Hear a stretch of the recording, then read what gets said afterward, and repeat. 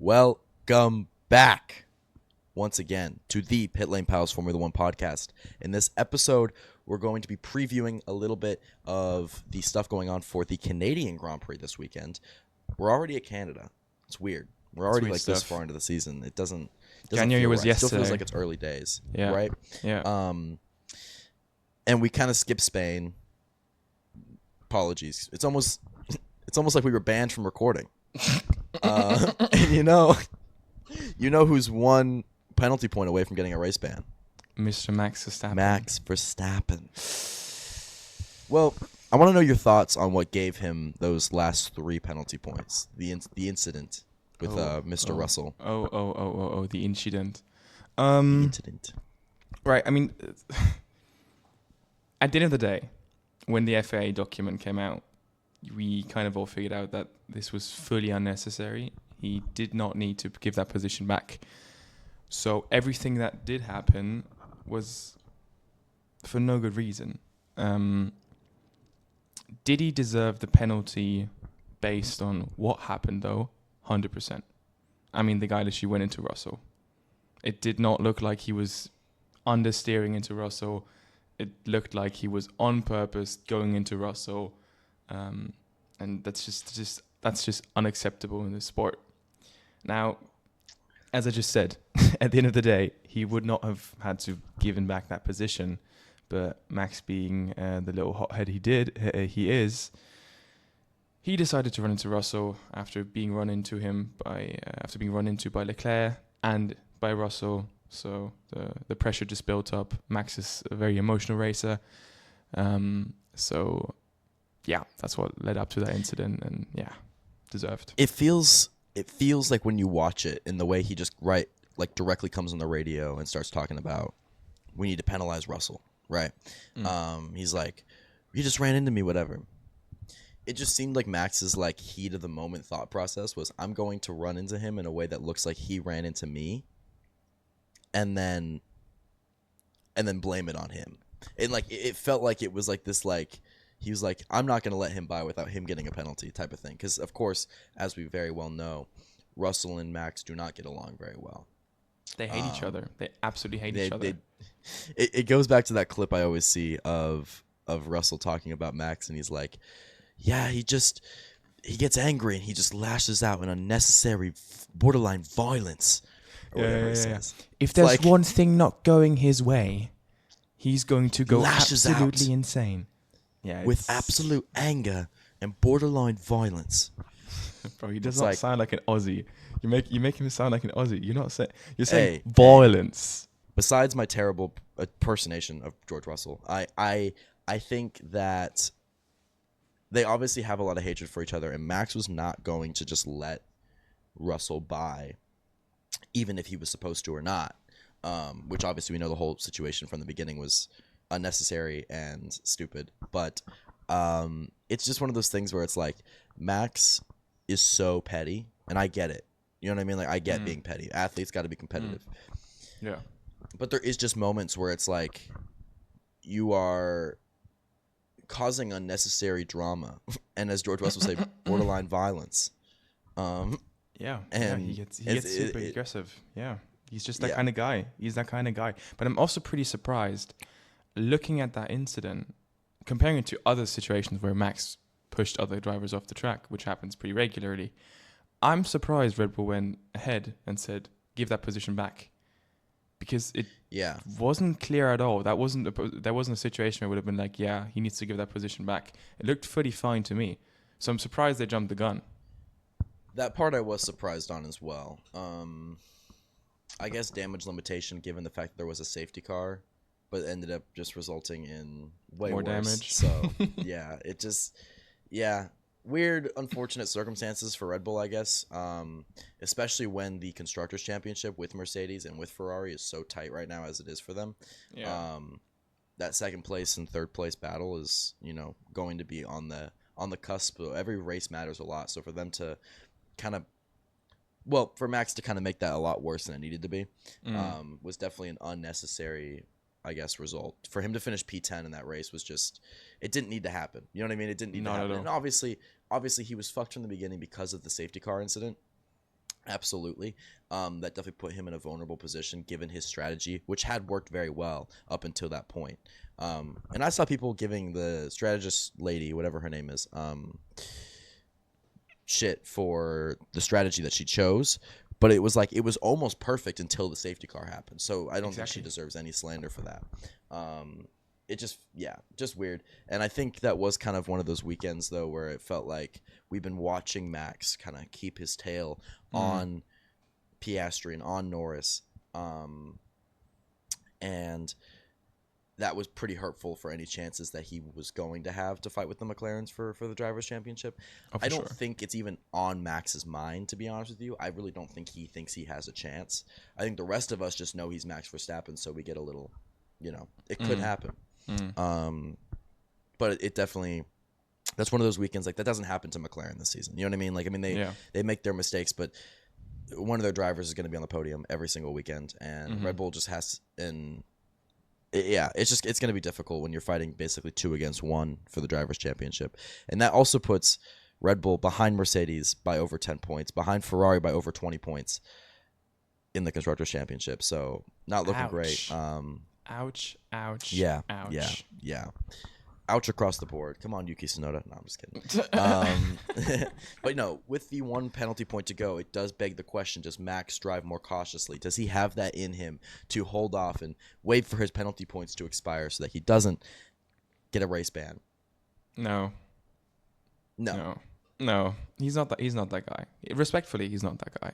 Max is the type of guy to come to the race weekend and give 110% across the board. He's an emotional racer. We've seen it with Norris.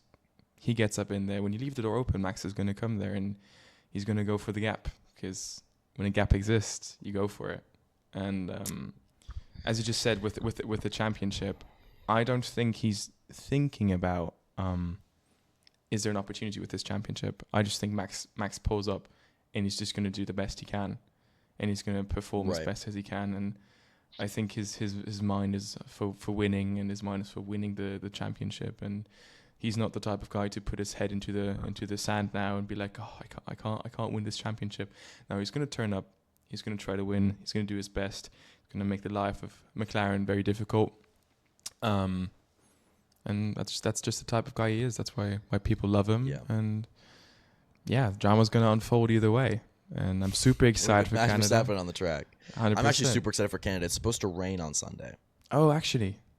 Well, yeah. We'll get. It's not going to rain for qualifying, but it's supposed to rain on Sunday. So I love that though. I honestly love that. I love that. Canada never has a dry race though, does it? I feel like it's always got to be the wettest thing, and on a narrow circuit like that, it just makes for chaos. I loved the Canadian circuit actually. You used to be really good at F1. I did the one game. I'm a big fan of Canada. Hated that track. Canada. You always beat me there. Yeah, one of the few ones where I did. That and like France. For some weird reason. Weirdest tracks. Yeah, I know. Anyways, speaking of that though, speaking of Canada and the circuits, we have some big news in the schedule department. The 2026 schedule has just come out, and there's been a lot of thoughts, a lot of things passed around. I'm going to say it. Dropping Imola for a Madrid street race, which just does not look good on paper, does not make any sense to me. I mean, a track with years and years and years of history and experience and storylines. And I get we have an issue with our current circuits. I do get that some of them are too narrow. Imola is one of the ones that we could probably consider isn't great for overtaking just because of it. But it was great this year. It's fine. I get that we might need to move on, but what I don't want to see is us replacing the classic tracks with bullshit like the Madrid street race. Exactly. It's like the United States, as an American, does not need 3 races on the calendar. I think, and this is me stealing this thought from somebody else I saw on Twitter. Vegas could have every other year, do it every other year. That would be fine. I get the spectacle. It's cool. Doesn't need to happen every year. Miami can go. Miami can leave. 100%. Does not need to be there. Does not. And then Austin is actually a very great circuit. I want that to stay forever. True. So that can stay whatever. But that should be the shit where we should get rid of Miami, and that's where you make the space. If you want Madrid for some fucking reason, get rid of Miami. If you're gonna make these new circuits, don't do like. And it's like we're getting rid of classics. We're having Spa on an alternating schedule. It's only gonna be there once every 2 years. We're talking about getting rid of Monaco for the past however many years. Fine. I know Monaco makes for shitty racing, but don't replace it with another street circuit. It doesn't make any sense. I get Monaco, and I kind of get Imola. Imola is a beautiful circuit, though. I love Imola, and Monaco. I think Imola could stay. Yeah, Imola can stay. Monaco is just its history, so you should just see if you can pull the chicane back, make it more racy, make it more interesting. But I mean, I've seen some renders of the Madrid GP, and it just looks absolutely horrendous. It looks absolutely horrendous. It's through like some industrial district. I know. It's like when they made a street race in Miami. Instead of putting it like on the beach or something, they put it in the parking lot of Miami Dolphins Stadium. It's so horrible. It's like got no sort of flow at all. It's just it's bad, and I'm not really seeing how this Madrid GP now is going to be outperforming a race in Imola. Like, I don't get it. And Spa as well. It's going to make for a lot of conversations. Spa is incredible. If we go to the Madrid Grand Prix next year, and it is just awful, like we all think it's going to be, it's going to cause a lot of discourse against F1 and their decisions. And I think they got kind of bailed out with Vegas because Vegas ended up for some reason being a good circuit when it really should not have been. I don't know what happened. And they were lucky with Jeddah as well. Jeddah is actually fantastic. That is something to noteworthy.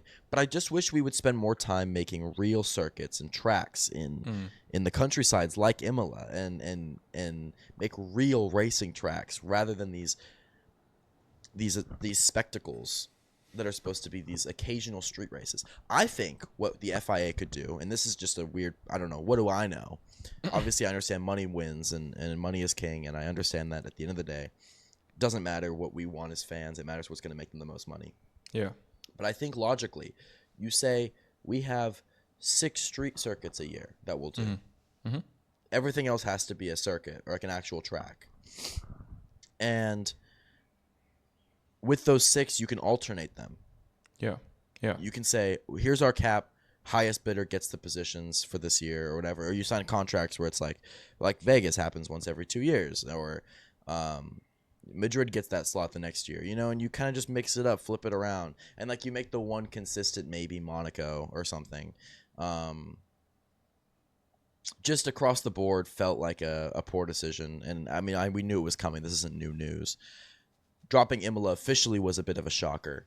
100%, I thought they were going to get rid of Spain, actually. Which I would get. Spain is not an interesting track. Spain is a boring track. It's not, and it's like, but again, it has the history that Imola has, right? Like it has the history, it has whatever. And I will say, it looks good to watch on television. Like the cars going around, it looks nice. But if you're going to get rid of Spain, fine. Just don't make it the Madrid street race. That's what I don't understand. It's like it doesn't make any sense across the board. It really disappoints me. What's this obsession with street circuits? Anyways, we've done Vegas. We have done Vegas. You've got the pinnacle of a street race. That's as good as it gets. How is Madrid a street race through an industrial district? The next decision, like it can only fall short. I just don't get it. I really don't. Yeah.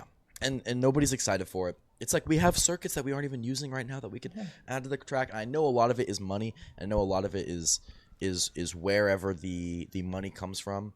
But I so wish we could get Hockenheim back on the calendar. Oh, trust me too. Beautiful track.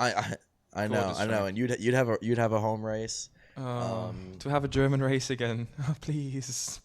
I wish we got Vietnam back. We had that for 1 year. Pretty much, and then adios. The Turkish Grand Prix. Oh yes, 100%. The Turkish GP was beautiful. I'm wrong about that. Also, we never even did Vietnam because it got canceled because of COVID, and then they just took it off the calendar. I was about to say I don't remember them racing at Vietnam. Yeah, but it looked cool. It looked cool. I was excited to see it. I don't think I was actually the biggest fan of Vietnam. Looking I don't know. back. I liked the long little roundabout. Yeah. But at least it was an actual track. The tracks we were fair. getting pre-COVID, the tracks we were like about to get pre-COVID were actually real tracks. And then we started this downward spiral. I think it is slightly the Drive to Survive effect of they got a bunch of money and people, these expensive countries, rich countries want to put as much money as they can towards it. But how about a South African Grand Prix? I was about to say there's one in South Africa. I forgot the name, but there's this track which is actually in really, really good shape. I believe it's even FIA grade of a potential Formula One race.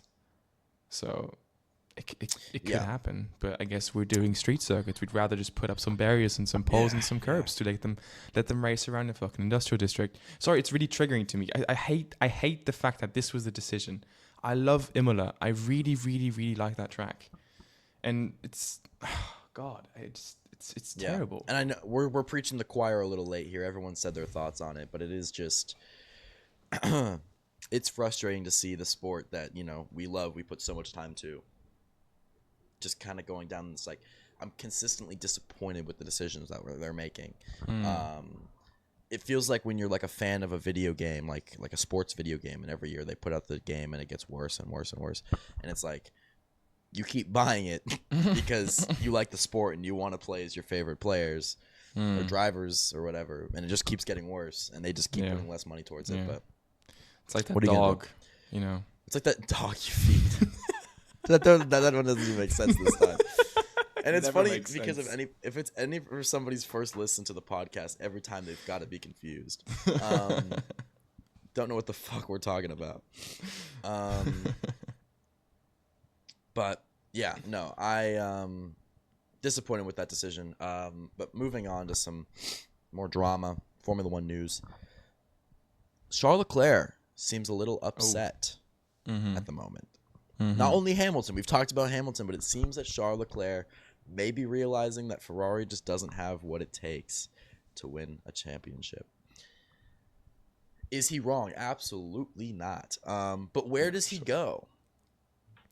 I was thinking about this earlier, If Lando or Norris voluntarily don't leave because of the competition, that's the only reason I would ever see one of them leaving. It's just because of, like, they can't. One of them can't beat the other, right? Right. If they don't leave, McLaren's never going to abandon Norris and Oscar. That's just not going to happen. Red Bull. Okay, you go against Max. If someone Leclerc. Better odds than Tsunoda. Better odds than Lawson either way. Better odds than London, the guy from F2. Yeah. Who's now got this F1 license. My thing is though, we've seen, and I'm not saying obviously Charles Leclerc is a far better driver than Yuki Tsunoda from what we've seen, but I'm saying, like, we've seen Tsunoda perform at a pretty high level, consistently getting points on a weekly basis, and his qualifying was consistently in the top 10 in the Visa Cash App Racing Bull. And it's dramatically dropped off, just like it has with everybody else, with Liam Lawson, with Daniel Ricciardo. I guess Daniel Ricciardo never got in that seat, I guess, but you know what I mean, like with Sergio Perez. It's consistently decreased when they get to that seat, and they're definitely something with this regulation. So I would be interested to see. Here's what I think: if he is going to go to Red Bull at some point, he's got to. Obviously, I don't think he plans on leaving before the new regulations, so he'll see how Ferrari does the new regulations, whatever. Yeah. You see what Red Bull does, or how Yuki does in the second Red Bull seat next year. See what the car looks like if it's easier to drive for the second driver of the Red Bull team. Now, if it is, now that Red Bull, depending on how Yuki's doing, you have a conversation to have. Do we just keep Yuki? Or if they're not happy with his performances, but he's doing better, then Charles Leclerc could go, oh, well, here's my opening. I don't think that's how Leclerc is going to be thinking about this. I don't think he would be worried about how other cars are performing in that. Well, you have to consider, it's like we've seen. I just don't know if Leclerc. Do you want to set yourself up for? You could be the pretty boy at Ferrari who maybe never wins a championship, but you've got everything. You've got the team backs you to the ground. Now you go into a team where Max is number one, and every time there's been a second driver, they seem to struggle in that second car next to Max, time and time again. Pierre Gasly, Alex Albon, Sergio Perez, Liam Lawson. And you can even look at guys like Pierre Gasly, like Alex Albon, who are proven since then to be very successful, good drivers in other machinery, have struggled dramatically in that Red Bull seat. So it's just like, do you really want to put yourself in that position? And I'm going to be honest, if Red Bull builds a car that's going to win a championship, Leclerc's not going to be the one to win it. True. So I don't see him wanting to play number 2 to Max Verstappen. And going forward, he's now actually firsthand realizing and noticing what it's like to change teams and fully drop through the floor with Hamilton right next to him. Right. He's quite literally seeing how Hamilton is dropping off madly. I mean, the guy's we could pretty much diagnose him with depression at this point. His interviews are rough, horrible. So that's happening exactly next to him. So I'm sure he's going to be some sort of cautious when thinking about changing teams. But he's also someone to be confident. I mean, he's done really, really well with Ferrari. He's doing really well, but he has to see what he values more. Does he want to stay with Ferrari, the team where he always wanted to be, and as you just said, maybe never win a championship, or does he want to go after that championship and then maybe potentially run it all into the wall? So it's up to him. So far, it seems like he's comfortable with Ferrari, and maybe for him, Ferrari's the only team he wants to win the championship with. True. But I do think he wants to be world champion. I mean, any of these drivers wants to be world champion for sure. I just think it goes beyond just wanting to win with Ferrari. I think he just, at the end of the day, wants one. I don't know.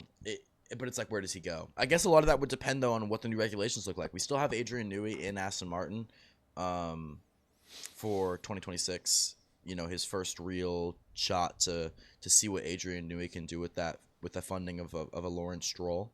And you know, Williams has been on the up and up again. True. Williams is doing really well. They even said, and I think I talked about this before, but they've said, or James Vowles has said, they didn't really care about anything before 2026, and they're still cooking. Like, they're still cooking. Yeah. So for sure. If that's the case, what can they do when they do give a shit? Be interesting to see. They have an amazing driver lineup. Sainz and Albon, incredible drivers. Both are very, very talented. True. So, and do you get rid of one of them for Leclerc? Probably not. No. It doesn't seem obvious enough, I should say. Yeah. Not that I'm saying either one of them are better than Leclerc. I'm just saying you kind of got a good thing going. It's that principle. But yeah, I just wanted to kind of touch on that. And obviously Hamilton seems super upset. I don't see Hamilton going on very long. I think there's a real chance we could be talking about a Hamilton retirement at the end of 2026. Unless Ferrari gets it right. Unless they really get it right. And that car, not only that they get it right, but that it suits Lewis Hamilton in the way that he likes to drive and he feels comfortable. Otherwise, you know. Yeah, it's not looking good for him, for sure. Not looking good. Yeah.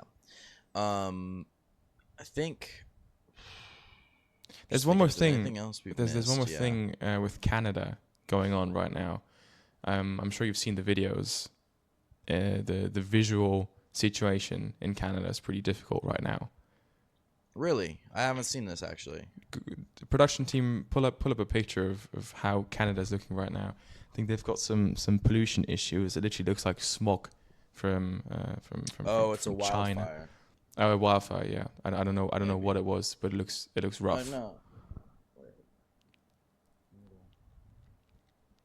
Well, either way, they're going to turn on the headlights or something. No, they'll find a way. Did you find it? No. No. The wildfire stuff is from June, or from last June. I swear I saw something on the situation in Canada right now, and just visually very, very bad. Yeah. No, it is wildfire smoke. Sorry. Yeah. Yeah. It looks pretty rough. Yeah. Okay. Interesting. But it's not going to change anything. I don't think it's going to be that bad. It looks like a lot of it was like a little while ago, like at the beginning of the month, so it might be okay by the time we get there. But I swear I saw something at the start of this week. But I mean, I might be wrong. Might be wrong here. But hey, the fucking Europeans giving us news over here about the North Americans. Jesus. Fucking, I mean, this just fucking guy. I don't know which side you're on, but on your left, mate. On your left. Yeah. Wait. It's okay. It's okay. Yeah. Okay, it's okay. Anyways, We got predictions. there was something. Yes, predictions. That's what we need to do. Ooh, you got yours ready? Hell no. Normally you're the prepared guy here. I mean, we're literally throwing it out from the green. We've got no clue. We have not seen a single practice. So I don't think there has even been a single practice yet. So we can't. We can't really know. So we're just going off the bat, pretty much. Yeah. Okay. I think, in honor of my T-shirt that I've got on today, Which is super weird, by the way. I'm still very confused. my Mr. Old Man Fernando Alonso is going to bring home some points in the Canadian Grand Prix. I think that will be. I think he needs some more good luck on his side. He's struggled this year quite a bit for a significant portion of the season so far, losing to Lance Stroll, and I don't think that'll continue much longer. Given the rain that is forecast for this Sunday.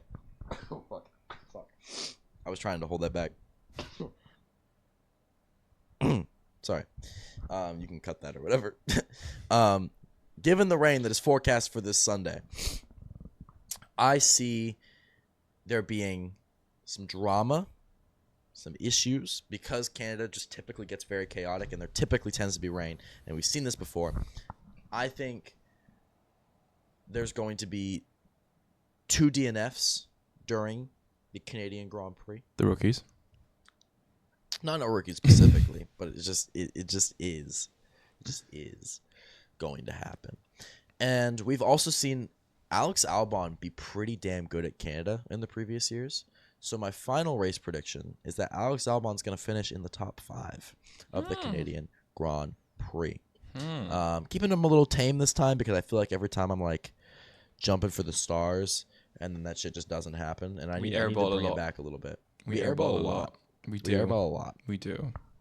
So, I saved myself the embarrassment by not recording last week, luckily, or last weekend. That's true. Because that would have been bad. Would have been 0 out of 3 again. Yeah. Anyways, those are my 3 race predictions. Thank you very much for making more realistic race predictions. I have too many videos of people hitting their heads and doing some and running into running into poles on my phone. The crazy shit will happen this race, and I just it just won't happen. Okay. First race prediction is going to be a Lando Norris pole. Needs to happen. It just needs to happen. The guy needs to perform. The guy needs to start performing. He's been doing pretty well. Pole's a risky prediction, though. We see how he does from pole. I feel like you kind of want him to get P2. No. I think he's going to cook.